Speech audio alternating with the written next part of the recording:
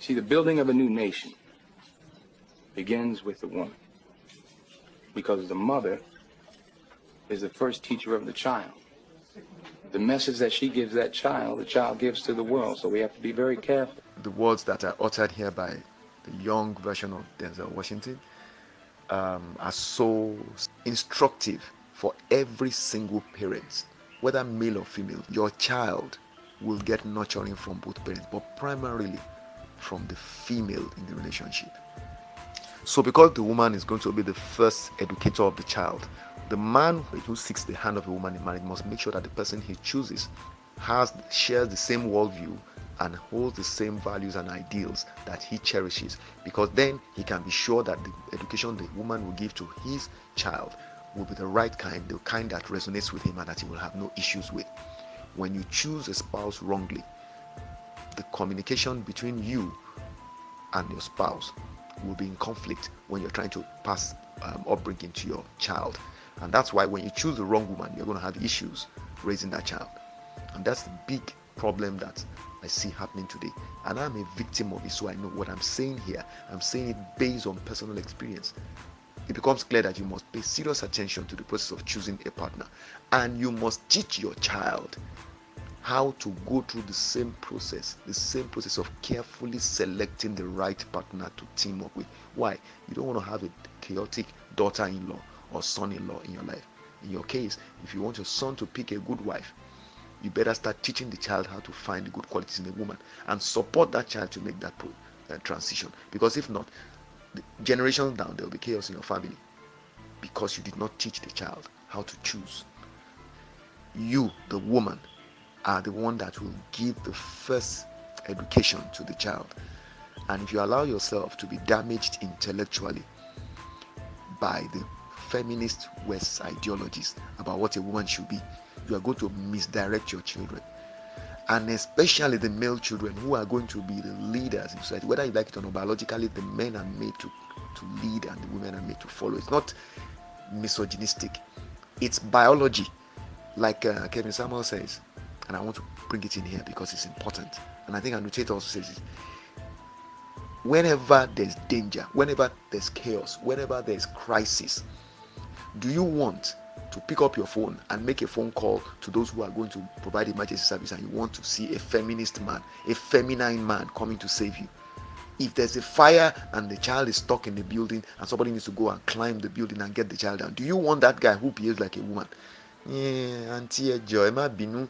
Or the guy who is macho, the one that you know can jump over fences and kick down walls, the one that you know has the muscles to carry you and your daughter at the same time and take you out of the fire before the thing explodes?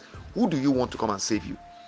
An area boy is attacking you. Do you want that fine boy who doesn't like his shirt to get dirty to be the one to defend you? Or do you want that masculine guy, the no-nonsense guy, the one that is ready to show the tough side of himself without apology to anybody? Who do you want? Do you want a man who will cry at the slightest visitation of adversity, or the man who knows that adversity is normal and he must embrace it and he must, in spite of it, get up and do what he's supposed to do? Would you like a husband that will cave in the minute he sees some people trying to threaten you and he'll just be standing by and letting them mistreat you and disrespect you? Or do you want a husband that will stand and tell them, move away, that's my wife, that's my daughter, that's my son, that's my family, don't go near them, and who is ready to lay his life down for you? Only the truly masculine men behave like that.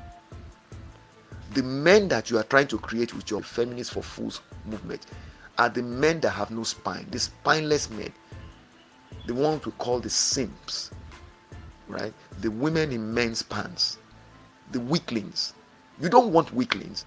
If it comes down to the basics, take away technology. Women and men are not created equal. These are things that don't come naturally to women. You can be driving trucks, but it's not all of you, and you will not choose it as a first career option. It's only because circumstances force you that you take it. So understand, men and women are not created the same. We're equal, but we're not the same. And it's important for you to let men be men and women be women. Start by educating your child rightly. Don't put wrong ideas into your daughters, and don't put wrong ideas into your sons. Don't make your sons become weak men, because then they are going to be unable to function as men for the women they marry. You are shooting yourself in the foot in the process. I hope you understand. I wish you well.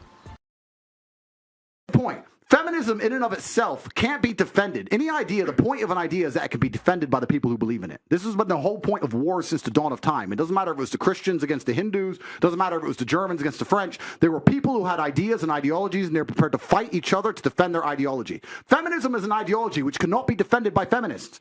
The only people who could defend feminism are the men who subscribe to the garbage. If all the feminists were to get in a line and say, we want feminism, and the conservative men were to get in a line, you would learn very quickly it's bullshit. I had a friend in Afghanistan when Taliban kicked America out, and he told me the Americans were telling the girls they could go to school. So they built all these girls' schools, and they put the Afghanistani Defense Forces there, and they funded the Afghanistani Defense Forces to protect these schools. You had American satellites, you had night vision goggles.